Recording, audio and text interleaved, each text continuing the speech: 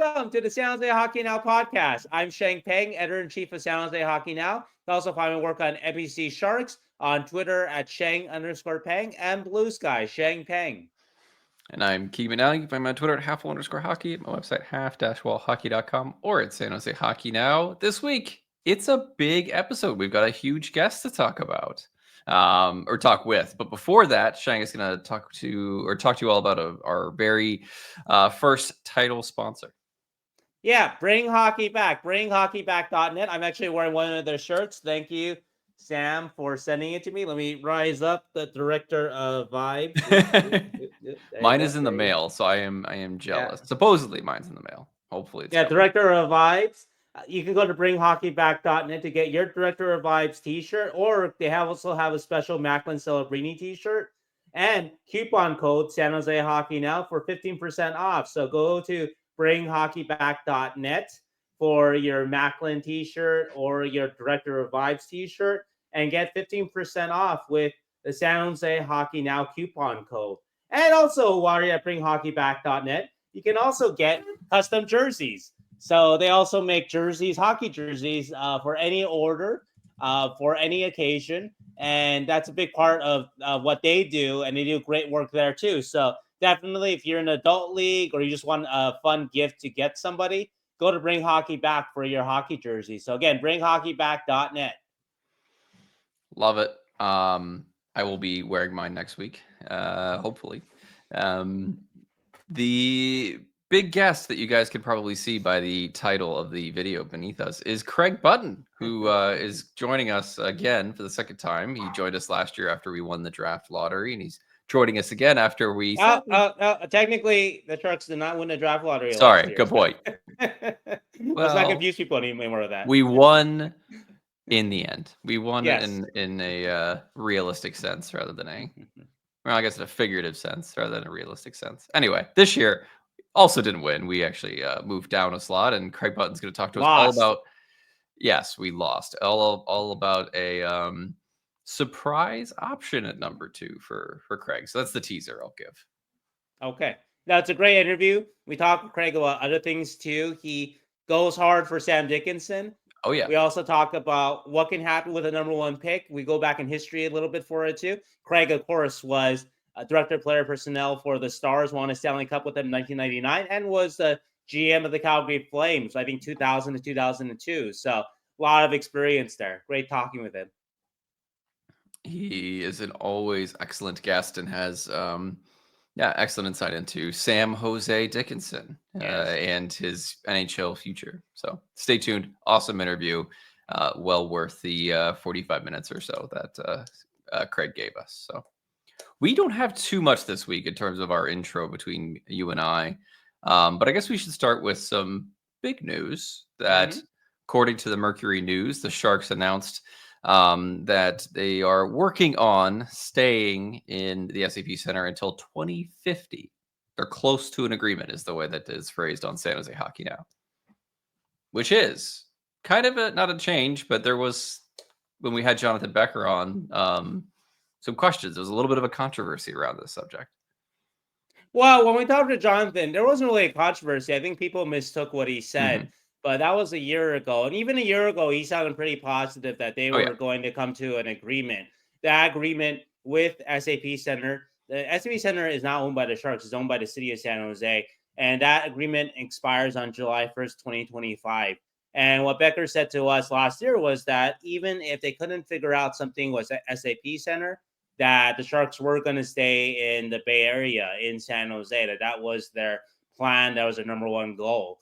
And people kind of mistook that. I put that out there and people mistook it as, they emphasized the leaving SAP Center part. And what does that mean? Are they going to leave the Bay Area? Even though I was very clear in saying, no, they are saying they're staying in the Bay Area no matter what.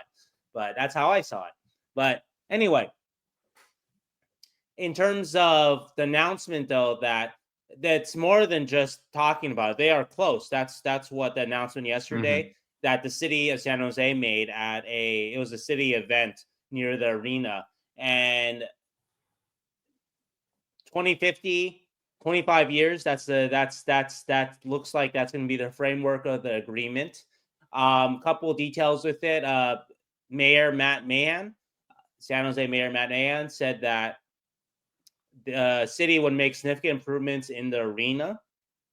And so I see a lot of people online saying, "Oh wow, SAP Center is so old. By the end of this, it's going to be as old as Madison Square Garden now." But Madison Square Garden is an example of, if you guys have been, of a building that was built in, I think, '62, but they've made so many renovations in it that it doesn't feel like that at all. And so we'll see. We don't know the details of the renovations, so let's kind of reserve judgment. But the renovations are what if they're anything like MSG, then SAP Center is going to feel totally different, and it won't feel like a 30, 40, 50-year-old arena.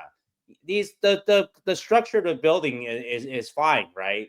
We can all agree on that part of it, right? So if you can work around it, then you can make it look nice, and it kind of fits with everything that I've told you about Hasso before too. That I've heard that he's from Europe. And in Europe, they don't change buildings every 10 years, every 20 years. They stay in the same building, and they just renovate it inside and renovate on the outside. And so, yes, SAP Center right now does feel dated, not because of the age, but just design touches, the inside. But if they invest more in it, that it can catch up pretty quickly, I think. And I think so. That's the plan. We'll see on that part of it. But anyway, so this agreement isn't finalized. It looks like it's going to go to a city council vote next month, or maybe later in the summer, is what I've heard. But either way, it sounds like it should go through. And then that's when we find out the details. Like, do the Sharks have any outs in this deal? We don't know. How significant will the improvements be? Will the Sharks share in the cost of the improvements? Hasso Plattner or whoever owns the Sharks, will they share in the cost of the improvements? And just how extensive will these improvements be? It is a fair question that everyone's wondering about. But one thing, kind of like you said, I think the jump to conclusions, Matt, that is out there is it's an old arena. It's so the building is old, so it can't be nice inside. Oh, the Sharks are going to be playing this outdated place. And if you invest in an old, established, strong building, if the foundation is good and you invest around it, then you can modernize SAP Center pretty quickly. I haven't been there in a year and a half. I live on the other side of the coast, or the other side of the United States, so it's tough for me. But when I did go, honestly, like I didn't seem like it was that bad. And I know that that's I don't know, maybe people think that it does need some renovations, but I had a great time, and I think like it had been a long time since I'd been there before that, so it didn't feel too outdated even now. So I mean, I'm sure there are outdated parts that I don't see, and a lot of fans can, I'm sure, have many complaints, but I found it to be actually pretty nice overall. And the food was amazing comparatively to other arenas that I've been to. So that was just my opinion. Like MSG and TD Garden and stuff. Like the food at San Jose's was like, there's just like so many options. Like there's like just way more options than your normal like strangely cut pizza that you get at a TD Garden, which is like they do a pretty good job of that. I think maybe last few years, right? Like more local places, local San Jose places. I've noticed that. Yeah, you went 2 years ago, right? Yeah, I think it went October of 23, so about a year and a half ago. Yeah. Yeah, sadly, I don't make it out there very frequently, despite being a very diehard fan of this team. But yeah, it's been a while. But I'll have to see after they get some renovations. I'd love to see. So yeah, it probably just needs, like, I think a lot of it is just how you say image. So if you do a facelift of the outside, people will think of it differently, and maybe that's a part of it. But yeah, and I do agree with that. Like when you look at these like big, TD Garden and MSG and stuff like that, they look outside like a little bit more modern. Is a good way to put it. Something like that, rather than like early 2000s dated. The press box is one of the worst in the league, though. So I will say that. Yeah. but when I say that, though, I say that not coloring the entire fan experience. They have spent money on the arena over the last, since Hasso's been there. I mean, over the last whatever amount of time, a lot of it has been funded by Hasso, by the ownership. And inside, I mean, the fan experience, it seems like it's gotten better over the years, and that is something that they do stress over my comforts, which is fine. I understand. I I've only ever been in the press area of 3 arenas. So one was the St. Pete Times Forum in Tampa, TD Garden, and SAP Center. And yeah, it's probably the worst of those 3. But like, what are you doing at St. Pete Times? Oh, is that when you met Scott or Scott Hannon, your distant cousin? Yes, this was way long ago, early 2000s. Because now they play in Amalie Arena and all that. Right. But I did freeze my ass off in the TD Garden one because it was the Bean Pod and it was January or February, and up there it's just frozen in that like little like up in the press arena. It was frozen. I had to bring like a big coat, and that was on the second day because the first day I didn't bring a big coat and I should have, and I had to like wrap myself in it. And it's cold up there. You're covering hockey and trying to keep the ice cold. I'm not sure. Well, no, but like the whole arena is not that freezing. It's just when you're out that high, it's like freezing cold up there. Anyway. Okay. Anything else to say about the SAP Center thing? I'm happy that this didn't because last year it was kind of I don't know if controversy is the right word. People mistook the way that it was presented, and I'm happy that they've just said, nope, don't worry about it. Or mostly, don't worry about it. I take responsibility for how it was presented. Again, I thought the news was the Sharks are staying in the Bay Area no matter what. Yeah, and that was good the news that people drew from it was the Sharks are leaving SAP Center. So yeah, okay, there were so many other things in that interview too that were really cool. It was such a good interview. No, there was so much other stuff, and hopefully he comes back. We can get him back on the show. But the point, though, of all this is that let's wait and see. Though, let's not jump to conclusions that they're just going to be giving, or they're just going to let this arena hobble along over the next 25 years. Hopefully, they do come up with the MSG. People ask me a lot, what is your favorite arena to cover a game? And I always say MSG, not just because the press box there is actually really nice, but also too that they made it where you don't lose the charm of old Madison Square Garden because the walls, the ceiling is so tight in. The atmosphere is still a great place to watch a game. And so you can do it. You can turn an old arena. The foundation is good. So you can keep an old arena and make it amazing. Another example is Climate Pledge Arena in Seattle, which is pretty much a new arena in a lot of ways from what I understand, but that was an old arena that they renovated for the Seattle Kraken, and that's an amazing place to watch a game too. I really enjoyed my time going to that game too. And so maybe it means there's a year of renovation on SAP Center. Sharks to play elsewhere, who knows? But I'm just saying though that there's nothing wrong with keeping the building as it is. You don't need a nice, new, shiny building every 15 years, every 20 years. Quick side note about the Jonathan Becker interview, because you made me think about it. Jonathan Becker, because every time we have a guest on, like people know who Sheng is, right? Because Sheng is a reporter and he's around every game, and like people know who Sheng is. So we have a guest on. A lot of times Sheng will introduce me to the guest, be like, "Oh, this is my co-host Keegan." So he did that with with Becker, and he was like, "I know who he is, Sheng." And I was like, "Oh, cool." Hey. It was only one of the few guests who goes like, "I know who he is," although a few people have done that. Anyway, I thought that was cool. Anyway, big fan of the podcast, I'm sure. I hope he's listening to this. And again, Jonathan, sorry for last year. It's not my fault, God damn it. So. Come back. We'd love to have you. Talk all the good vibes still. Because last year was all vibes. Macklin's coming to town. Now Macklin's here. Come on, Jonathan, come back. Yeah, vibes are still good. Vibes are great.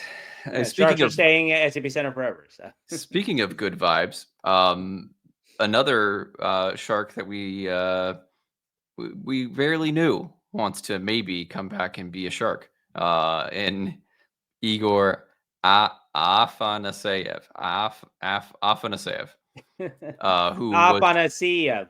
Afanasyev, who was traded in the Ozzy Weisblatt deal end of last year, where Ozzy Weisblatt went to Nashville and has been in Milwaukee most of the time, doing really well for his part. And Afanasyev came back and then immediately went to Russia and played in the KHL for the past year. We kind of just assumed that was it for the Sharks and Afanasyev in terms of how they would link up. But a report came out that seems like he wants to return to North America and specifically with the Sharks next year. Yeah, not confirmed, but the Sharks did. I think they qualified him, or he was under contract. I believe they qualified him last year, and so they still held his rights. And I think that's one of those things where, yeah, you just hold on to the guy's rights. You never know if he'll come back. It doesn't look like he had the most productive year in the KHL. He had 21 points, I think, in 53, 54 games. I don't know what to make of that, though, because I didn't really see him. And I actually need to ask around about him. But what he can present, though, what he can help with potentially the Sharks or the Barracuda is he's 6'4". He has some scoring touch, at least for the AHL. And in the AHL, he's a point-per-game player.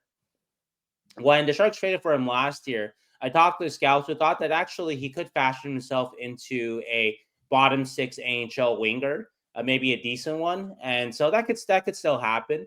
But the main reason, though, why I bring this up is that it occurred to me that it's not news and really about Afanasyev, but other Barracuda players. And since the Barracuda season has ended, and we've heard a lot about Barracuda players, just different ones being maybe unhappy with their playing time or not getting enough time with the Sharks, right? And that goes with Andrew Podorowski. I think Thomas Bortolo kind of alluded to it, Danilo Gushin, right? And they all have fair cases, by the way, so I'm not attacking any of them. But it struck me, though, as we were doing those exit interviews, there's a lot that came out during Barracuda exit interview day I think now it's like a week and a half ago. Yep. But a lot, what struck me is that when you have a really bad team, everyone thinks a bad NHL team. Everyone thinks that they can make it, or if they're on the fourth line, they think they should be on the second line. And that's sort of the drawback of having a really god awful team. Another great example of this is Nikolai Kovalenko, right? And Kovalenko said it flat out. Hey, in Colorado, that was a Stanley Cup contending team, so I understood why it was on the top six. But here, seriously, yeah, gave it a old really. So I think the same kind of thinking applies with all the things that we heard about the Barracuda and their players after the season ended. And credit to the players, they played through it. You didn't see anything obvious that they were pouting or whatever. Podorowski won an AHL MVP. Danilo Gushin set a career high in AHL goals and led the AHL in power play goals. Thomas Bortolo had a productive season too. But I just found that funny, though, that occurred to me that people talk about you want to tank. That's great and all that. But one of the drawbacks is that every player thinks that they should be in the lineup. Yeah. Or they should be playing higher in the lineup. So that just made me laugh. So I wanted to. Yeah. We'll have to see how he does when he gets here. Right. And good job. But that's going to be one of the pluses of making the team better, that that players will understand why they're being benched or why they're not on the first line anymore. Yeah. Yeah, we didn't. I was actually surprised we didn't get a ton of mailbag questions about like those guys, about the Bortolo, Gushins, Kovalenko, stuff like that. We got a ton of mailbag questions last week about the future and the number 2 overall pick and how to fix the defense and all that stuff. But normally we get like, can you talk about X, Y, and Z prospect? And we didn't really get that, which is interesting. Well, I think you can kind of read between the lines with all these guys. I'm not saying all of them will not be back with the Sharks, but it wouldn't shock anybody, right? If Podorowski signs for a big money deal in the KHL and the Sharks let him go. The Sharks do have to let him go. People forget that Podorowski can't just leave the contract, but the Sharks aren't going to be assholes. If he gets a big money contract, I would expect that they let him walk. Same thing with Gushin and Bortolo. Well, I don't know. I don't even know if they'll qualify them. I would expect they will qualify Gushin. Not so sure about Bortolo. Yeah, but either way, though, that their time might be done in the Sharks organization because they didn't get well, especially Gushin. Bortolo did get a pretty long audition last year. He got a third of a season last year, but either way, though, when they were up, they showed flashes. But I think we can agree, though, that they didn't do anything to force the issue. Yeah, exactly. To be like, oh, this guy must be in the NHL. So we did not see that, and they're gonna say this team sucks. I need more opportunity, and that's fair too. And again, that's a problem with having such a crappy team that everybody thinks they should be on the first line, right? But anyway, so you can read between the lines. Even Kovalenko, right? His off and on usage, and it doesn't help if he's complaining to the press. His dad's complaining to the media. Those are just not headaches that you want to deal with for a guy that in the NHL is not a superstar player or not even a star player. If it's Alex Ovechkin, not that Alex Ovechkin's dad would do this, but if it's Alex Ovechkin's dad bitching to the media, well, that's okay because Alex Ovechkin scores you 40 goals and he breaks Wayne Gretzky's record and he makes you a lot of money. So Alex Ovechkin's dad can do whatever he wants. But if it's somebody who is at best in the NHL is like a 40, 50-point guy, is like Alexander Barabanov or something like that, it's kind of like, who needs it? We can get somebody else to do roughly about the same without the headaches. So anyway, I don't think it'll surprise anybody if all those guys aren't back with the Sharks, but we'll see. Yeah. We could do a quick thumbs up, thumbs down on whether or not they qualify these RFAs if you want. Sure. But I would say mailbag specific that I wouldn't waste questions on guys that are probably going to be gone. That's just me, but yeah, it's just interesting because a lot of times we get this whole like roster talk and we didn't really. I think maybe it was also the time of the year for the mailbag. I think that's draft lottery, Anyway, Klim Kostin, up or down on qualifying? Oh, okay, down. Yeah, I'm gonna go down. All right, Nikolai Kovalenko, up or down on qualifying? Oh, qualifying him, yeah, they'll qualify him. Yeah. Yeah, qualifying him's different, right? Just like Afanasyev. So you just keep his rights just in case you want to bring him back. Noah Gregor. Isn't he a UFA? He's an RFA according to an RFA, really? Yeah, he's 26. According to this, it says he's an RFA. But yeah, do you know what these days I'm on the site that shall not be named, which is cap wages. Let me check check Puckpedia, which is more accurate. I mean, he's going down. Yeah, I'm gonna say no. Yeah, Noah Gregor's an RFA according to Puckpedia as well. So. Jack Thompson? Hell yeah. Yeah, they'll qualify. Yeah. Georgi Romanov. No. I'm gonna say yeah. I'm gonna say they qualify. Okay.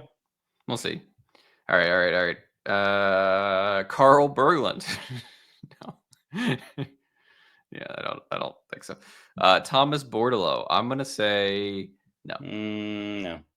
I think they trade his rights. I think they get like a. I don't think they get anything for him. They would have traded him before if they could. Or they do the whole Ozzy Weisblatt thing again, where they get like a guy that, is out somewhere else kind of thing. I feel like there might be more demand. Like Gushin might get a deal like that. I don't know if there's a. Well, I didn't think Ozzy would get league-wide appetite for. I didn't think Ozzy would get a deal like that. I didn't think so either, but remember though that Ozzy was loaned to Milwaukee and they liked him. Oh yeah, they liked their whole like yeah, and Ozzy's got a little bit more of the if he's not scoring, he's doing other things to help you, right? So yeah, Nolan Burke. Sorry, Nolan. Mitchell Russell. Sorry, Mitchell Russell. Daniil Gushin. I say they qualify him. I don't know if he'll stay. Qualify him, but I think they qualify. And then we got Brandon Coe. No. Shakir. Yeah. And then supposedly there's a story out that they're close to re-signing him, but I haven't been able to confirm that. But that was also one of the rumors this week that there could be an actual contract, like a longer term thing instead of just like a 1 year or whatever. Or who knows? Well, they didn't specify the contract, so it could even just be a 1 year. But the story didn't suggest any length. But and the last one is Gabe Carrier, and I think that's a tough one. I'm gonna. Do you think you have to pick Romanov or Carrier, or do you think you take both and then? I'm gonna say yes, and they already picked Carrier over Romanov, so for the playoffs. For the playoffs, but maybe that was also because they thought that Romanov could actually do NHL things at the time. I think if development is number one for the goalie, that you put him into the Barracuda with playoffs. That's fair. All right, so you're going. I'm gonna go with yes because they have to. So I don't know how they're gonna pick both goalies because they just, it's a good story. And Yeah, I think they'll get another goalie to pair with Carrier. All right, well, this was a fun exercise. You can tell this week we are very lean on our we are very lean on our topics. Well, I have a question for you, Keegan. All right. Here we are. Do you still want to sign Mitch Marner? This is Sunday, May 18th, Game 7. Toronto, Florida just ended. Toronto got wiped out 5-1. They lost their last two home games. They lost 6-1, actually.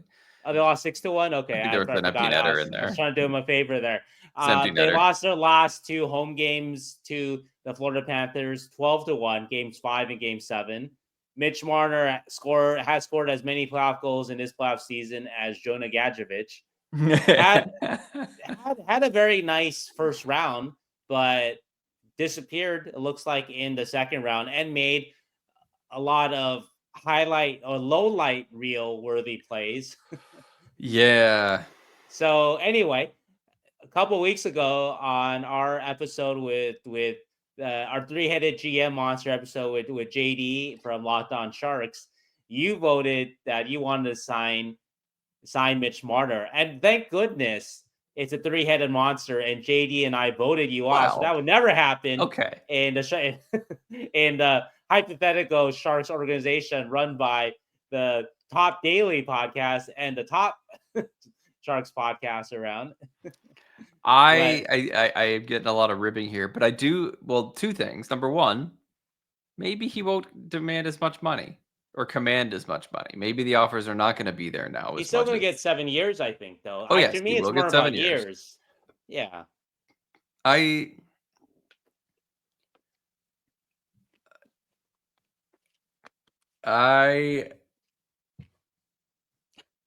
just say you're wrong, all right? I don't know. What if he signs his next deal and there's plenty of examples of guys going to new teams and then being, Yeah, good. no, that's fair. That's fair. Okay, it's not like because he is, been on this team and part of this core, it's still he's still a great player, had 100 points last year. You get him for $12 million by 7. I'm doing it. I don't think you will. I think it's going to cost 13, but I'm doing it at 12. I think he still might cost more, but he did cost himself this money with anemic second round here. He really did. But I still like him as a player, and I think again, we have the space, we have the upcoming talent that he's gonna make this team a hell of a lot better, a hell of a lot sooner. So do it. I'm not afraid. I'm afraid a little bit, but I'm not afraid. I just think 5 years from now, do you want him to be your second or third best player on your team, assuming Macklin is your best? I don't know if I do. That's the long and short of it. I don't know if that's the guy. And you're right. There are guys that start off in their career maybe not having great playoffs, and they kind of figure it out. I think not the best example, but Roberto Luongo. I think, at least if you count the Olympics, that he got better in big games, because I think he had a reputation for flubbing big games early in his career. Granted, he was on a loaded Team Canada, but there are even players in the playoffs that I've heard negative things about before, or I've reported it before, like Evan, small, not as big name as Mitch Marner, but Evan Rodriguez. I've had stories out before. People have told me before that they didn't like him as locker room fit. But maybe you go to a different situation like Florida, strong locker room, it's not an issue anymore. And he's obviously an important part of their team. Guys well, not to just pick on Buffalo, but Eichel leaves, wins a cup. Eichel is a good example of that, right? Sam Reinhart becomes a 50, 60 goal scorer, whatever the hell he is. 50, I think. But Evander Kane, not my favorite player, but hey, he's been an important part of now 3 straight conference finals teams. I have to give him credit. He hasn't disrupted them in any kind of way that at least has disrupted them from the goal of being successful in the playoffs. So yeah, so there's a lot of guys like that. I'm not saying that Marner is like any of these examples I've given you, but Yeah. that that is possible. That maybe just different environment. Maybe media's not curious about every facet of his life. Gives him a little space. Maybe that helps. So Yeah. yeah, And yeah. he reduced his AAV by 1 million. I'm totally in. But again, though, my philosophy, I've said it many times Mhm. with these kind of contracts is I don't mind the age really. It's just about the right player. And Yeah. I just don't know, especially watching these playoffs, right? Is Yeah, it's true. It's he true. will make the team better for sure next year, 2 years from now. But is he going to make the team better in the first round of the playoffs 3, 4 years from now, or Yeah. the second round of the playoffs a few years from now? And based on what we've seen in his time in Toronto, the answer appears to be no.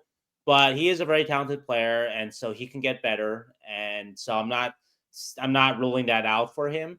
But Yeah. again, that kind of investment, I don't love. It goes back to actually a mailback question that we got a couple of last time about. Well, what if he would sign like a 2-year, $38 million contract? Because that's the most you can offer a player AAV, 20% of the cap, and 19 million, 19.1.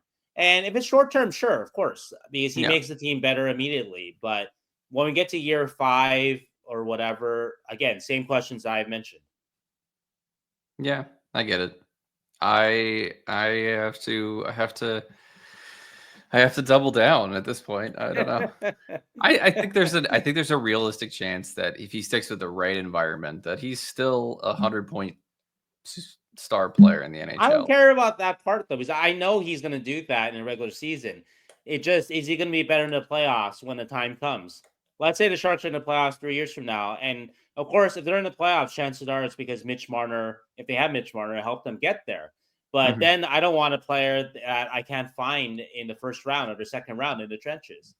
Yeah. And we need to have this guy around for the next 3, 4 years because well, he's here, he's signed here, and I also just so. think that the system that Hmm? they play, like, I don't know, there's just something with the way that their system is that it doesn't work. Like the big guys just they don't show up. It reminds me of just all of those years of watching the same Sharks core fail. Like, and the Sharks core demonstrably has done better than the Leafs core throughout their tenure. And was like they looked a little bit more on that edge, but like this, it's the same story. And I don't think it's specifically Mitch Marner. So like there's still Tavares, Nylander, and Matthews who have Sure, varying degrees of badness during the playoffs every year. You know? sure. But there's little things though that you see that I Yeah. don't like No, I agree. Nylander bitching out Marner or some of the play like the one that got a lot of views from Yes, game 5, his little spinning pass. I don't even mind the spinning pass that much but it was a bad because pass. it was a bad pass, but he can do it. It's worked for him before, but then he Yeah, gets beat to the front of the net. That's what can happen. yeah, The mistake, you're Mitch Marner. You get the the red carpet to try things out, do things that your average fourth liner or whoever can't do, and that's yeah. fine. But in front of the net, your effort level can't be any lower than Steven Lawrence's or any other fourth liner, Well, like the and guy who that to looks me was problematic. yeah, I know. But I mean the guy that makes the most money and the guy that I feel like is the most visible is Austin Matthews. Like I understand that Marner made that mistake and like I don't know. There's got to be a level of I'm the superstar from Matthews too. So Well, that's fair, but I'm sorry, Matthews isn't the one that's a free agent, so we're not talking about Matthews coming home to the Bay Area. So we're talking about Marner because he's the UFA. yeah, yeah. Anyway, I he brings something to the Sharks that they don't have, I agree. I agree. even if it is not the everything that you want from a player, and even he's not a 6'4" bruiser, and he's not a like an all around. He's not Alexander Barkov. He's not a Selke winner. He's a playmaker that is extremely talented, and that's what he is. And we've had that in the past with Joe Thornton.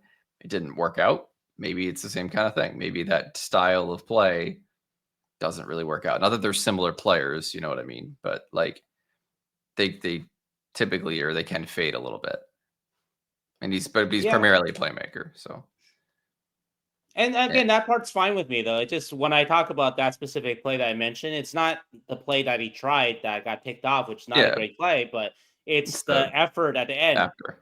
And the effort, yeah, like the I don't remember who scored, but that guy was untouched Yeah. to I think it was Wall, yeah. Um, Maybe. Yeah. and that's the one where I'm not sure what happens there because Marner is supposed to be a good defensive player too. Yeah. When he's at his best, you hear a lot of talk from Toronto that he's got to get some Selke votes. He earns that, and he's on a penalty kill a lot.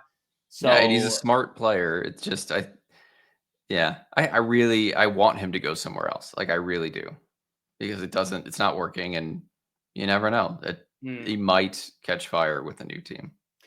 You know what happens too, and this actually supports your point, is when a player goes somewhere and he doesn't have to be your one or your two, and then he can kind of shine more when there's Yeah. just like a little less on his shoulders. And so if a Marner were to come to San Jose, you have a number one in Celebrini that we think is not going to be the type to shrink from pressure too. Whatever's going on with Matthews or whatever's gone on with other kind of number one players that haven't really lived up to being the top player, like maybe like a Joe Thornton too, that Celebrini gives the earmarks of a guy that isn't going to be that. We don't know, of course, until he actually makes the playoffs. But so then if Marner can fit in as a number two with a clear top dog who takes over in the playoffs, unlike Austin Matthews, or if Marner can slide to be your number three somehow, someone you draft, Michael Misa, or Will Smith steps up and becomes like a playoff monster, who knows, right? But maybe it works, but yeah, it's like in Florida, Sam Reinhart is, there's Kachuk and Barkov that's around fair. him, and like he has the room to breathe. Because I remember it was like he got traded for like a first and something else. Devin Levi, maybe The goalie Levi, and then something else. I think not that in a first. impressive. So Yeah, it was a first round pick and Devin Levi, and the first was probably in the first became Yuri Kulik. Oh, that's cool. For Buffalo. Still But a it late wasn't. first. Yeah, Yeah, it was a late first. It was like 28th. So it was not like a huge haul. Like Devin Levi is a good goalie. But like I also felt like Buffalo was just like, yes, we got to get rid of this guy. Like he's never going to win for us. And like, it's the same thing. It turns out he's as good as a 57 goal scorer. And, anyway, teams get really, really down on their players when they cannot win for them. And we did that for years with so many different guys as Sharks fans, that you just get super down on them. You forget like they actually, and sometimes this doesn't always happen. They can make it with a new team. So yeah, it was a first round pick and Devin Levi, who is a pretty good goalie prospect, but yeah. So I'm gonna say yes, and that we've now got him for cheaper. Hell yeah. I'm still gonna say no. It's the term that again I'm not with. If he were willing to sign a shorter deal, but I don't think there's any reason to believe that he would, and I don't think it'd be that much cheaper because there's still a lot of teams that need talent and who are either more desperate or closer than the Sharks. So maybe that's Anaheim, maybe that's Chicago, maybe that's somebody else. And so I can live with maybe waiting one more year before the big splash. But again, the right guy, trade for the right guy if you can. I don't know, but the right guy, the guy you want in the trenches 5 years from now. I feel like he's gonna go to one of these like forever rebuild teams that really wants to try and make the next step, like Detroit or Buffalo or Ottawa or Utah or one of these like teams, like if they could find the cap space somehow to try and get over the hump. Maybe he goes to Vancouver. Maybe Seattle, right? Seattle's trying. Although I think he goes to an American team next. I don't think he goes to a Canadian team. Just a gut feeling. Yeah. Like I cannot imagine like 8 years of being just microscoped by Toronto has made him feel like he wants to go to like Montreal. Vancouver. Well, yeah. That'd be hilarious. Yeah. Like I can't. He's gonna want to go to like, Columbus. He's like gonna want to go somewhere where, maybe San Jose, honestly. Hey, Columbus does make some sense. They were a couple points away from the playoffs. They've got a lot of talent. He doesn't need to be. I guess he'll be the number one guy, but For sure, yeah. there just wouldn't be as much attention on him because they look deeper right now. Yeah. While they have a lot of players on either ELCs or bridge contracts or whatnot, so that actually might be a good place for him. Yeah. Yeah, maybe Detroit too, but they don't know if they've got the space to really make it happen. And then, like, you still have Dylan Larkin as your number one center, who's good, but is that your real number one center? Yeah. You have kind of a similar question. Anything else this week? No, we get to Craig. I think we have an awesome interview with Craig. So looking forward to sharing that with you guys.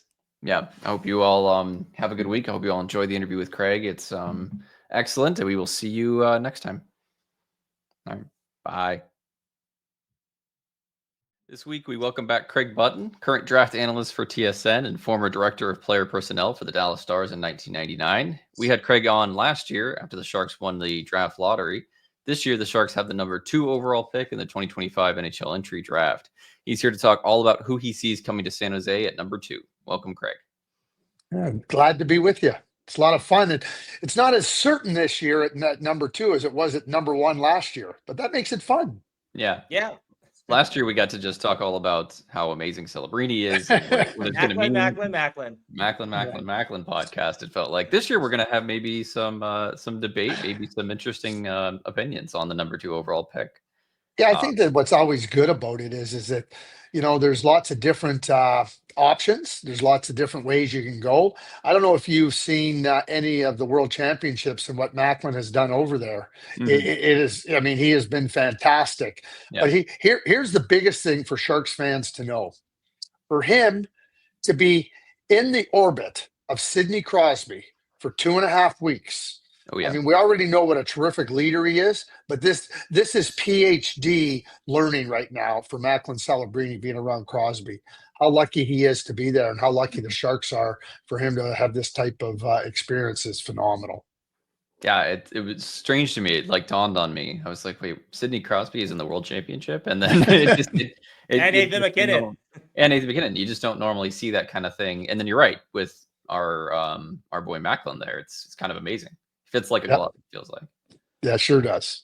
And so most recently you put out a mock draft on TSN that kind of shocked some Sharks fans. Basically having Porter Martone as the selection at number 2 instead of the consensus, I guess I would say, number 2, Michael Misa. Talk about that if you can. Well, I must not be part of the consensus because I don't agree with the consensus. There's a lot of different ways. I mean, again, Michael Misa is a really good player. And certainly, when I look at San Jose Sharks, you're trying to build out a team. You're trying to build out a team, and you're trying to find players that add different elements to your team. Last I looked, they don't have any element like Porter Martone. They don't have any. They have lots of skill. They have lots of skilled players and good skilled players. So what do you want to do? You want to add another really good skilled player? Or do you want to add a skilled player with bite? Because if we watch the NHL playoffs, it's hard. It's really hard. And I'm not suggesting that the skilled players can't do well, whatever ones you want to do. Porter Martone's a difference maker. Porter Martone is somebody that gives you a different look in your lineup. You have Macklin Celebrini, you have Will Smith, you have Quentin Musty, you have William Eklund, you have Chernishev. You have all these really good players. You have Bystad, who's a first-round draft pick. I don't see anybody like Porter Martone. And I think you need Porter Martones to win when it counts and matters. So it's the physicality aspect.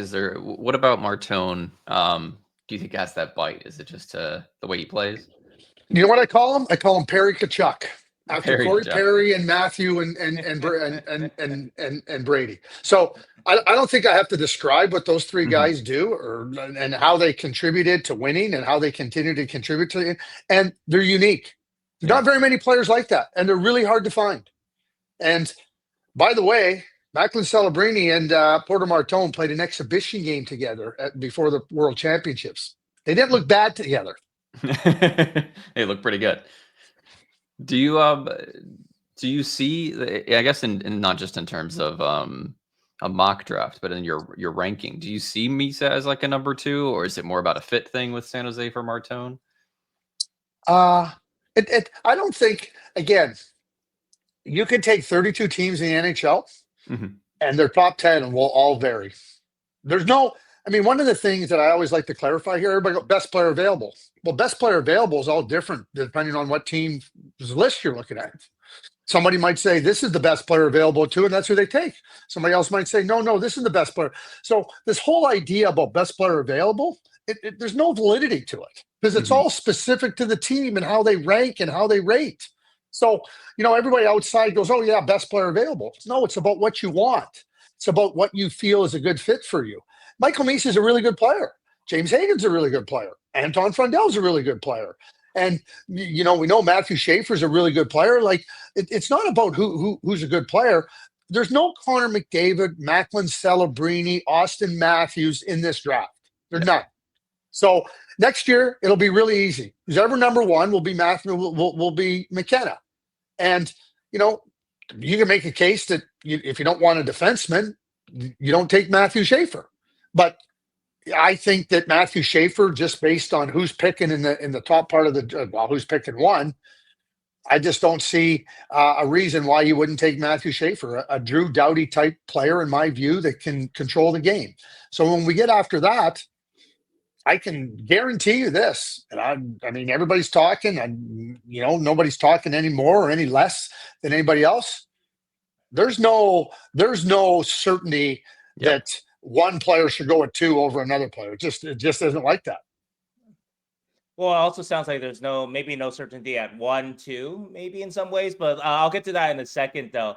I did want to ask you, Craig, about the idea of draft for need versus best player available. You do make an excellent point that best player available, it sort of depends on the team, of course, and how they see things. But Mike Greer did say this, and I quote, just a couple weeks ago, we're not at the point where we're going to draft for need. And so, in your opinion, you won a Stanley Cup with the Dallas Stars director of player personnel in 1999. You also were GM of the Flames for a couple of years after that. So what is that point? When is the point where you, quote unquote, you draft for need? What do you make of Mike Greer's quotes there? Well, what is need? That's a good question. I mean, it depends on the team, I guess, right? And if you look at the Sharks, need is what you talk about. A guy like Martone, maybe. Need is maybe a defenseman like Schaefer, and they all happen to be at the top of the draft. Why don't I look at it a different way? Need is to build out your team with different types of players. Like we get focused on, need this player. These players are not going to be contributors for a number of years. Whether that be 2 years or 3 years, that's how long it's going to take for these guys to be contributors. This isn't the NFL where you're looking, we need a left tackle. We're taking the best left tackle from Iowa. It's not. Hockey isn't like that where you can go and need. So when I talk about need, I don't even talk about need. I talk about what you need to be a really good team. I talk about what types of players make really good teams. I talk about when I look at a team and I say, here's what they have and how can they round out their roster. That's why I say Porter Martone's like, for me, if I was the manager of the San Jose Sharks, I'd be selecting Porter Martone at 2. That's what I'd be doing if I was the manager. I'm not the manager. Mike Greer's the manager. I think Mike Greer's done an outstanding job of building his team and building it out in a lot of different areas with a lot of different types of players. It's not just about one type of player. It's about finding different types of players that can play different ways in the game, that can contribute in ways that help you win when it matters most. I don't care about November. I care when it matters. And the reason I look at the San Jose Sharks and I see Porter Martone, because I see a guy that when it matters, he's front and center. Is he the most skilled guy out of those guys? Maybe not. But Brady Tkachuk, I don't know, what do you have, 8 or 9 goals in his draft? Oh, we can't draft Brady Tkachuk. Oh, yeah, you can you? Yeah, you can. Matthew Tkachuk went 6. Brady Tkachuk went 4. Corey Perry went 28th, I believe. And those guys all should have gone higher. 4, 6, 28, all should have gone higher. What do you see out of Porter in the playoffs or any other kind of, the World Juniors, those kind of like high leverage kind of events that makes you so confident that he's got that little extra playoff something? And you're definitely right. Like when the Panthers, for example, traded for Matthew Tkachuk, they traded a lot for him, but hey, he was the missing piece. So what do you see out of Porter that reminds you of Perry Tkachuk there? Well, number one, you go to the events and certainly, they're a little bit higher level, and Porter Martone's excelled at him. I mean, he was a key figure when Canada won the U18 gold medal in 2024. I've watched Porter play since he was 15 years of age. And I don't care where he's been or what he's done. He has always been a difference maker. So what's a difference maker? You do it with skill. You do it with power. You do it with will. You do it with smarts. There's no area of the game that I don't see Porter Martone contributing in. Like, is he going to be on the highlight reels going end to end? No, he's not that type of player. But neither is Matthew Tkachuk. But you want a player on your team that can win the battles, that can get to the net, and he's a smart player. He knows how to play with really good players. He knows he's got good hands. He's got a good shot, excellent hockey sense, and he's big and he's powerful. And by the time he's 21, he's only going to be that much bigger and that much more powerful. And to me, again, I keep just going right back to it. The type of players that can help you win when it matters the most vary. Yeah, you need a Macklin Celebrini. No question you do. And Will Smith is one top player. But you can't have just a full team of Macklin Celebrinis and Will Smiths, or you're not going to win. It's a Mike Greer quote as well. He actually said almost that exact phrase. Did he? Okay, so think about that though. So we're not going to draft for need, and then he makes that quote. I think it wasn't about the draft. I think it was about. Yeah, you know what I mean. Yeah, team full of players. I know it wasn't about the draft. I'm just saying. Yes. I would argue, though. I know Mike pretty good. I've watched Mike for a long time, and I really admire what Mike has done there. I think the San Jose Sharks are on a great path. So make no mistake about this. 100%. But Mike, when Mike is building a team that ultimately can have a success when it matters, and that's why I use need in a different way. Okay. I'm not using need what they need tomorrow in their lineup. I'm talking about what they need ultimately to be a top competitive team competing for the cup. I would argue, though, very strenuously that you can win with 12 Macklin Celebrinis. Just 12 Velociraptors. No, you can't. You can't. No, you can't. Because he's a good combination player. He does a lot of things well. Well, the reason you can't win with 12 Macklin Celebrinis is because the salary cap isn't $800 million. Yeah, you can't win. Okay, well, that's a different argument then. You can't pay them all. Yeah, that's why. Nice try, Sheng. Nice try. They're all on their ELCs. Yeah. There you go. There would be the rebuttal. There would be the counter argument. All on Celebrinis in year 3 of his ELC. Yeah. Okay, so to get 12 Celebrinis, let me get this straight. So you got to pick first for 12 straight years. Yes. There's you got that counter argument. Celebrini and clone him. Yeah, clone him. Yeah. Okay. There you go. But so I guess ultimately with Martone though, I feel like you're kind of saying that Martone has the potential to be the best playoff player of anybody in this draft. So is that a fair? I mean, at least the potential to be. Maybe Schaefer too. Well, Schaefer, I think Schaefer's excellent, but that doesn't mean I've seen James Hagan's perform great. Sure, I've seen Michael Misa. Michael Misa's won a Memorial Cup. He's won a gold medal to U18. James Hagan's has been highly successful. I mean, this isn't about.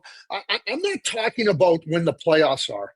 I'm talking about players that are difference makers.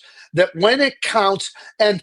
Like I said, Michael Misa's done it. I've watched them. I've watched Schaefer do it. I've watched Hagan's do it. I've watched Frondell do it. I've watched these guys do it. They're not Porter Martone. William Eklund what was he, the 7th overall pick? Yep. I think he was the 7th overall pick, right? William Eklund's a really, really good player. Really good player. And again, you're not going to have a team full of William Eklunds. Yeah, no, I agree with that. You just can't. Yeah. And so you love William Eklund. So when you're trying to build out your team, and again, I go back to need, you're trying to build out your team. So we have William Eklund. We have Casper Holton in a big-time shooter. We have Chernishev, who was brilliant this year in Saginaw. And, if there was ever an argument to drafting Michael Misa, it would be, well, we played with Chernishev. Maybe we have a dynamic duo there. And, that might be some. But you have all these types of players. I don't see any player with the skill set and the power and the disruptive force that I think that Porter Martone is. And I don't see very many players in the NHL, period. And I don't see anybody in San Jose at that level. No, okay, no, it's definitely a compelling argument. Wanted to move on to another portion of the draft. Want to ask you more about actually Matthew Schaefer. And Schaefer going into this draft, I guess he is the consensus number 1, it looks like, right? We can agree on that. And I wonder though that, and you would know about this, Craig, because you were GM of the Flames back then. Could you see Schaefer kind of dropping from being consensus first overall? Like Jay Bouwmeester, I think, was a consensus first overall going into the 2002 draft. And one comparison that I can add to it is that Bouwmeester, from my reading, research, and memory too, did not have the strongest draft year. Not as strong as people hope for, at least. And Schaefer obviously just was hurt in a different kind of situation. And so, anyway, can you see things conspiring? I know a lot of people talk about the Islanders want to draft a local boy in James Higgins. I don't know how legitimate that is, but just that things conspire that we can have something that happens with Bouwmeester. And what happened with Bouwmeester basically was that Florida had the number 1 pick. They traded back with Columbus to number 3. Columbus went up to number 1 to pick Rick Nash, and Florida drafted Bouwmeester number 3. So do you see anything like that happening? I don't know. I can't rule it out. I think that if you're going in and you're evaluating players on if they played good or they didn't play good, you've already failed in the scouting exercise. Mm-hmm. Scouting is not about catching a player play good and being unduly harsh if he didn't play good. Scouting is about evaluating players and about understanding how much they've progressed, and then you're trying to project potential. And you're using the past as well as the present to try to do that, go through that exercise. You're drafting 17 and 18-year-old kids. And they're not going to, like I said, the vast majority of them don't get to the NHL till 21 or 22 anyway. And the ones that get there earlier, for the overwhelming majority aren't ready to really make an impact till 21. So if you're going, Jay Bouwmeester didn't play good for me, oh boy, we might let him drop. You failed. In my view, you have failed the scouting exercise. So I can't say that that's not a possibility. But what I can say is that, Matthew Schaefer, to me, if you've watched them long enough and you've done the work, you can't do anything about injuries. Roger McQueen's another great example. The Brandon Wheat Kings elite center.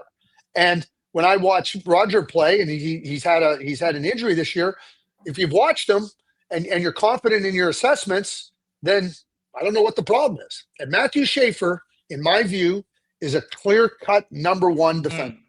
Clear-cut. When I compare him in terms of type of player, now I'm not saying he's this type of player. I'm talking about controlling the game. That's what Drew Doughty did. I don't have to tell Sharks fans about Drew Doughty. Drew Doughty controlled the game. He still controls the game even at this age, maybe not the same extent that he did when he was younger. That's what I see in Matthew Schaefer. Okay. Do you see any comp in terms of that drop though with Bouwmeester? I mean, your memories back then, or not really? That's just sort of coincidental. They're just both defensemen, basically. Well, I mean, like I said, again, I think I said very clearly, if that's your rationale, you failed the scouting exercise. So I put a stake in the ground there, But I can't rule it out. I can't. Some team wants to do that. I see lots of teams make mistakes. That's what okay. Okay, I see lots of teams. Yeah. And again, teams are not trying to make a mistake. Teams are trying to draft players or are drafting players that they feel are going to help their franchises. But in the analysis of it and understanding, one of the big things with scouting doesn't end when you draft a player. Scouting has to be continuous. When you draft a player, whoever it may be, like let's just say, like you have a list. So the Sharks draft Will Smith 4th overall, but that's great. They get their guy. That was the guy they wanted. But you got to continue to evaluate. Okay, how did we evaluate that guy? What did we learn? Did we overvalue? Did we overestimate that player? Did we underestimate this player? How is this player progressing?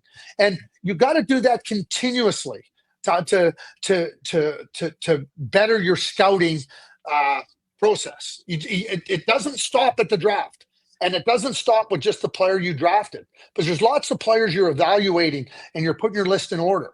All I'm saying is if you start with he played good or he didn't play good, and that becomes weighted too much to your scouting decision, and I'm clear on this, you have failed the scouting exercise. You get a big F from me. You don't get a participation ribbon. You get an F. Okay, so I guess we'll see if the New York Islanders, if they failed or not failed the scouting test in about a month or so. No, that doesn't mean that they draft Sheng. I'm just saying, like, again, they may think that another player is the best player. Sure, I don't have a problem with that. Yeah. I'm talking about play good, not play good. Be injured, not injured. Like the teams, one of the things that I've become really clear on for myself is I'm not the one doing the deep dive on medical reports. And I'm not going to do deep dives on medical reports. What I can do, though, is watch these players for a long period of time, years, and say, here's what I think. Now, if there's something that's debilitating from a medical report, that's not up to me. I can only say what the projection. I can acknowledge that a player has been hurt. I can acknowledge that a player didn't play as many games and because of injury. But when I'm assessing players and ranking them, I'm basing it on potential. Well, let me rephrase the question then with Schaefer then. Have you heard, just because he hasn't played a lot of games, that has maybe impacted his stock to some degree, maybe just things you hear, not, not saying any particular team's judgment or how they're judging him, but just does it seem like his stock maybe a little diminished because of it? Well, Bob McKenzie, who does the best job of anybody in terms of getting a consensus of what NHL scouts are thinking and the process that they're going through and where a player may get selected, which is very different than me. Not very different, but different to me. I'm projecting where I think the players will be in 4 or 5 years' time. That's what I'm doing. I'm not doing what Bob does. And so when I see Bob have Schaefer like the number one guy, 9 out of 10 of the NHL personnel or 10 of the 11, whatever it is, and he has Schaefer 1, that's good enough for me to understand that Bob's got his finger on the pulse. So that's where I get my info from. I get it. I talk to lots of NHL people, like lots of time. I haven't heard that. Okay. And keep this in mind too, Sheng. Mm-hmm. It doesn't really matter what 30 of the teams say anyway. It's only the teams at the top. Yeah. When I was part of a franchise, I always got asked about how would you rate these guys. I said, well, we're picking 27th. I haven't watched the guys in the top 10. We didn't waste our time watching guys in the top 10 because we weren't going to get them. So we didn't spend time on. So I'm going to start trying to figure out that guy should be 6 instead of 7. I never did it. So a lot of it too is like, and Bob and I talk about it privately, but like, okay, where's it at? Okay, where did this information come from? If a team picking 23rd wants to start telling me about Matthew Schaefer, I could care less. Your opinion doesn't matter. I want to move on just a touch. We have a few more questions, if that's okay with you. Sure. No, yeah, that's great, Keegan. Yeah, no problem. I guess an interesting name, and you mentioned him in the very beginning of the show, was Anton Frondell. He's been kind of bopped around the top 5. You have him going at number 8, I believe. What do you see from Anton Frondell, and is there any kind of world where that's like a surprise pick for the Sharks? So now understand, okay, so I do a mock draft I have no bloody idea what teams are going to do. But Oh, let me absolutely. add this. NHL teams don't know what they're going to do at 8. Teams don't know what they're going to do at 3. Don't know what they're going to. They have to wait to see what unfolds in front of them. So I try to look at the draft. I try to go, okay, what might be a nice fit? What might work? You know, I have no idea. I don't have inside knowledge. I don't know who teams are going to. The teams don't know who they're going to pick, and you expect me to know who they're going to pick? I just try to go, here's where, okay, this might fit here, that might fit there, blah, blah, blah, blah, blah, and I have fun with it. That's reality. Absolutely. Anton Frondell is a top 3 or 4 player in my view in this draft. He might be 2. He might be the best centerman in this draft. I haven't come to a final conclusion on that, but he's that good. To me, his game is Sasha Barkov. That's his game, and so. I don't fuss about that. For me, in my projections, could be number 2 when it's all said and done. Take that for where it's worth. Okay. Okay, yeah, so that's go ahead. I was going to say it's another. You don't want to fail or try and fail the scouting exercise, but yeah, his production was fantastic, and he seemed like he improved a lot throughout the year.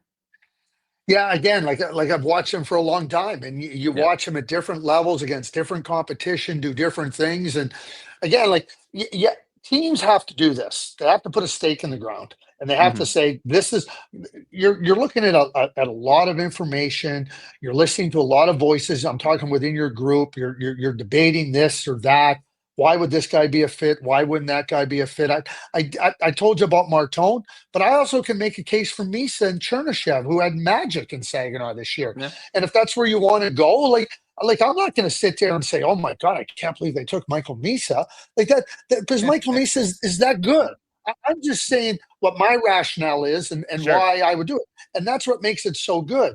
And with Frondell, you watch him and you see him do so many different things in the game. And I try to come up with comparable types of players.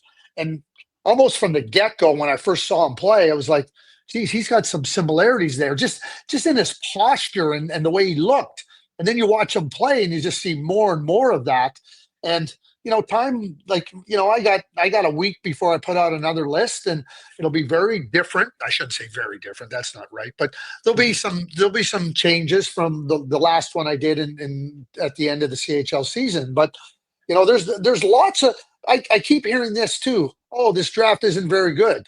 Yeah, again, like garbage. The draft is really good. There's lots of good players, and there's going to be lots of good players that play in the NHL. There's going to be players drafted in the 3rd round that we didn't expect to be good that are going to be good. There's going to be guys drafted in the 1st round that won't have NHL careers.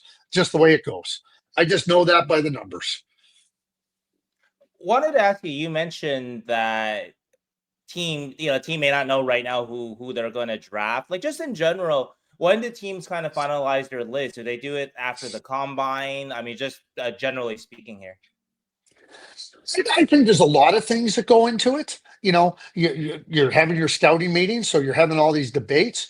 The combine is going to play it. Interviews. You narrow down your group, right? Like, I mean, let's just use the San Jose Sharks. I'm going to imagine they probably have a group of, I'm going to say 5 or 6 players, because they might be getting calls. Would you trade up? Would you trade, or they might want to trade up another team, may trade back. So you got to expand your group of players. It might be only 4. I'm just picking a number.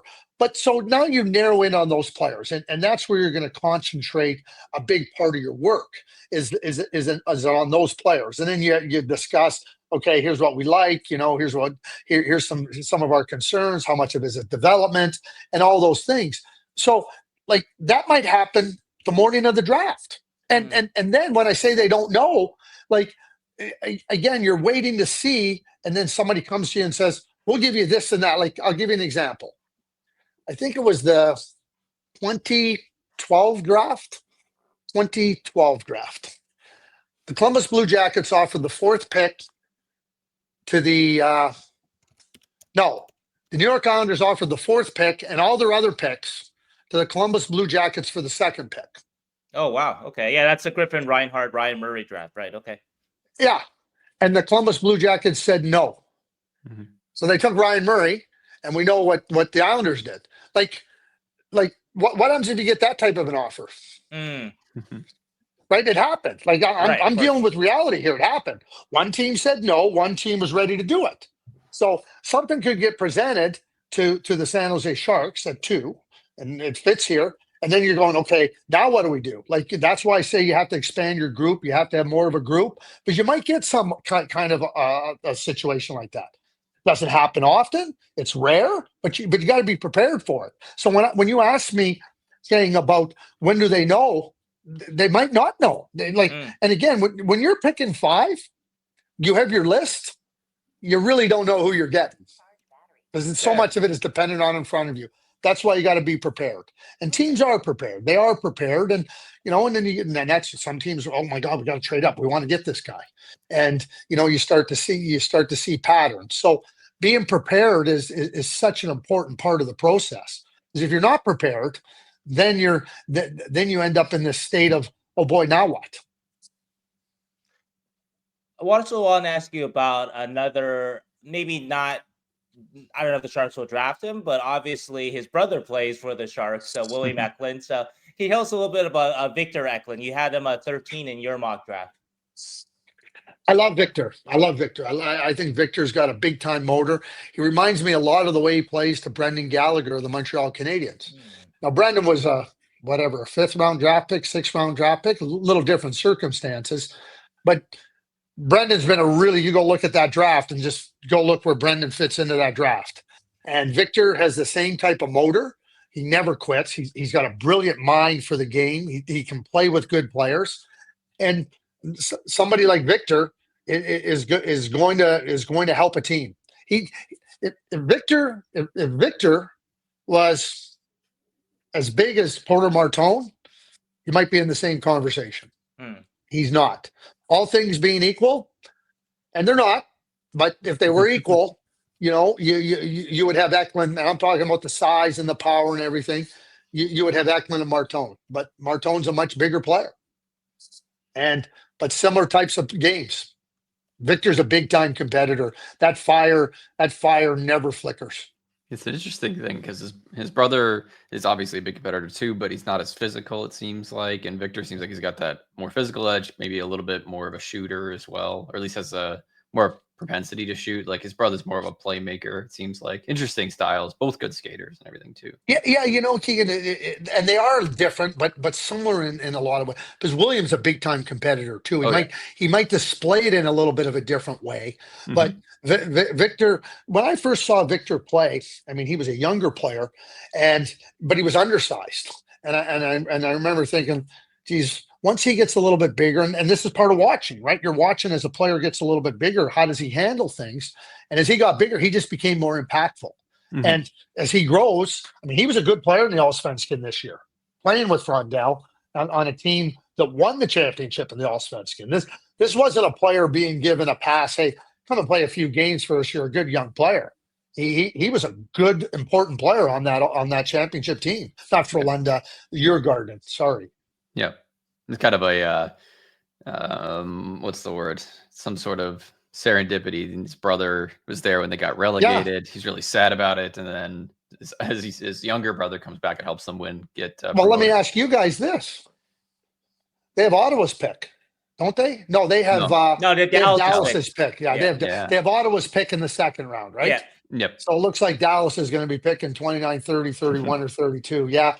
But you never know. Like, could you package a bunch of like that 1st-round pick, the 1st-round pick you got next year, a 2nd-round pick to trade up to go get Victor Eklund? Maybe that's a different possibility. You can maybe package the Dallas 1st, and you have the 2 seconds there. The San Jose 2nd, that's 33, and then the Ottawa 2nd, because they made a similar trade in 2022, going from 11 back to 27. For the Beasted draft. So they 27, 34, and 45. So the value it's not impossible for them to trade up, I guess. Yeah. And that's actually one of our few remaining questions is, are there any players, say they keep the Dallas pick, that you see that might feel like a Mike Greer pick, if you got any names? Yeah. So here's the way I look at the draft. I think we can all sit here right now, the 3 of us, and say, okay, here's 20 guys that are going in the 1st round. I don't think we would have any problem coming up with 20 guys. Now try to find the guys that go 21 to 32. And I always say the draft is essentially the first round for me is 20 guys. And then I think the next group of players, 21 to 50. And people go, 30 guys? Yeah, I do. I think because how do you draft a guy at 43 and go, boy, we can't believe we got him there? You know why? Because they rated him way higher. Why do teams want to trade up from 43 to get to 26? Because they have that player rated high. So there's so many players that are going to be available. Like if you think about what the Sharks did last year, and it was such a and I knew, I shouldn't say I knew, but when they traded from 14 to 11 to get into that spot where they took Dickinson, who's going to play in the NHL next year, that was to get a shot at one of those defensemen. I don't think Mike Greer thought that he'd have to make a choice. I think he was just trying to make sure he got one of them out of the 6. Yep. And, we know Bouwmeester, went after that. He went 12th right after Dickinson went 11th. But at 14, one of those 6 weren't going to be there. And Mike knew that. So he traded up to 11. And then you get Chernishev? Like, that's a pretty bloody good pick. Chernishev.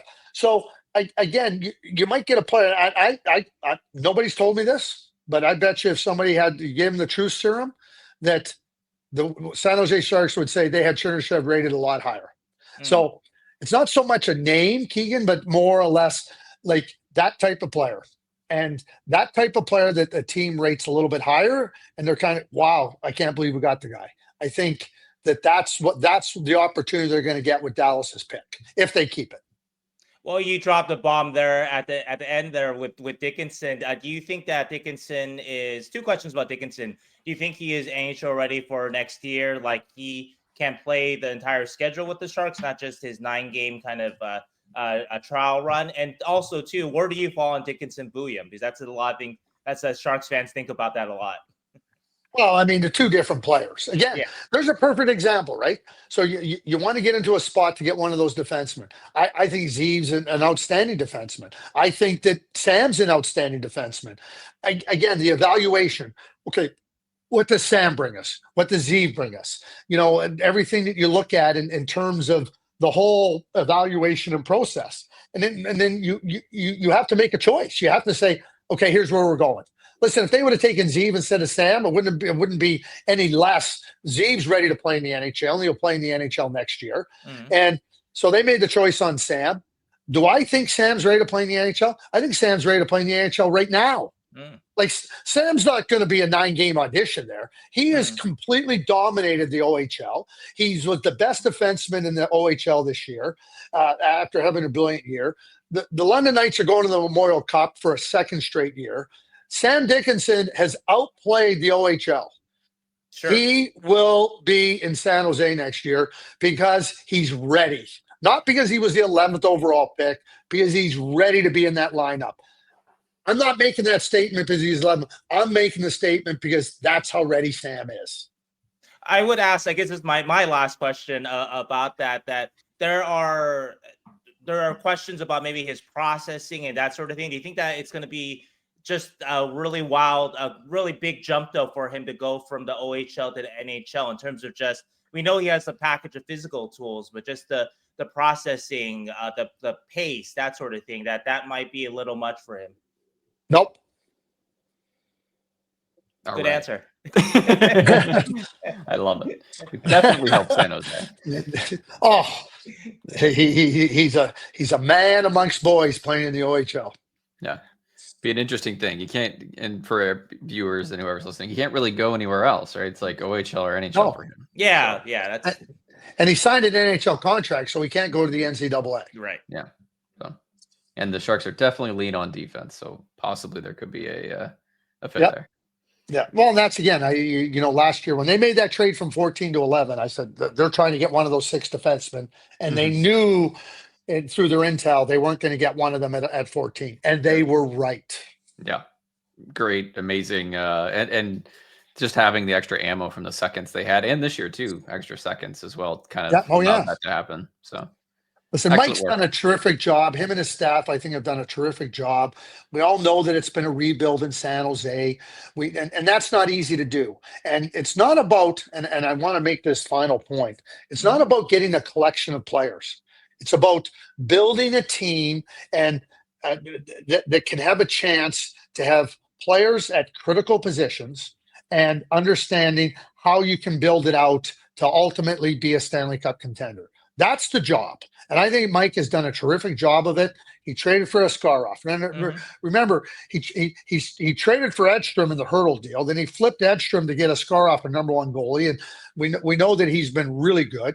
You get Dickinson on the blue line. You got Will Smith. Of course, you have Macklin Celebrini. You have Eklund, who's really developed. And then you have this other group of players that are so good. I mentioned Chernyshев. I mentioned Musty. I talk about this Pickett too. I talk about who am I missing here? Bysted, right?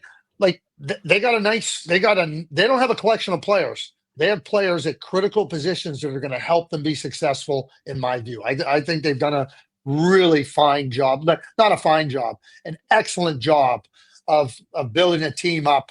After it gets, what I call the clear cut, that's a rebuild. They're building up really nice. Love it. Thank you so much, Craig, for joining us. Hopefully, we'll have you on next year when the Sharks get McKenna as well. So. After they jump in the lottery from 8th to 1st. Yeah. They'll improve, but also in the lottery. Well, that's how you get your 12 Macklin Celebrities, right? Exactly. Right. Thanks so a lot, much, Craig. Thanks.